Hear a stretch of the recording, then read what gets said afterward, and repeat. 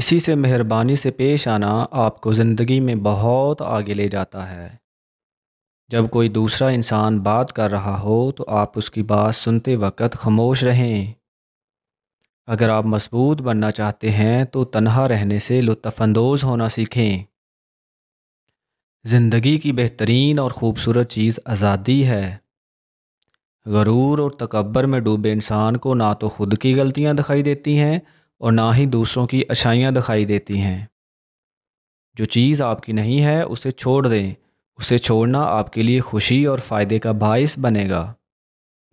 کم بولنے والا شخص سب سے زیادہ باتیں اپنے آپ سے کرتا ہے۔ جب آپ شدید غصے کی حالت میں ہوں تب ہمیشہ خاموش رہیں۔ دنیا کی خواہشات سمندر کے پانی کی طرح ہیں، جتنا زیادہ پیو گے اتنی پیاس بڑھے گی۔ چیزوں کے بارے میں سوچنے کے لیے نئے طریقوں کو تلاش کریں۔ دوسری عادت کو اپنانے کے لیے پہلی عادت کو چھوڑنا پڑتا ہے۔ بعض اوقات کسی کام میں تاخیر کرنا حماقت ہے، عقل مند ہر کام اپنے وقت پر کرتا ہے۔ پریشانی میں سب سے زیادہ متاثر ہونے والی چیز خوبصورتی ہے۔ زندگی میں کسی کو تکلیف نہ دیں۔ آج آپ طاقتور ہو سکتے ہیں، لیکن یاد رکھیں وقت آپ سے زیادہ طاقتور ہے۔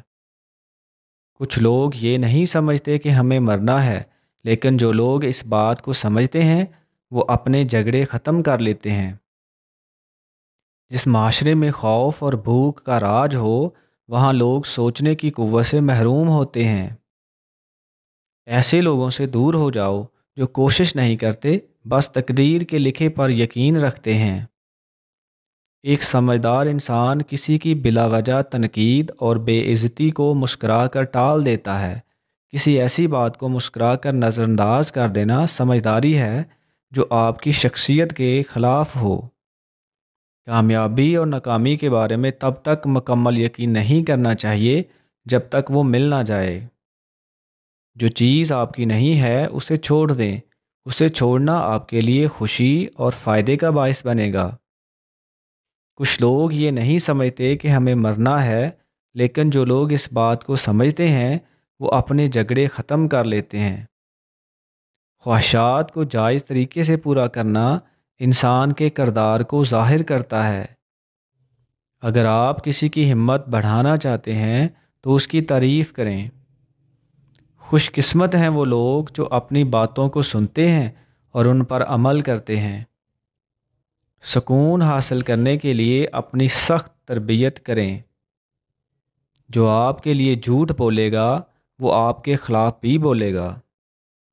لوگوں کو بیوقوف بنانا بہت آسان ہے، لیکن اس بات پر ان کو قائل کرنا مشکل ہے کہ انہیں بیوقوف بنایا جا رہا ہے۔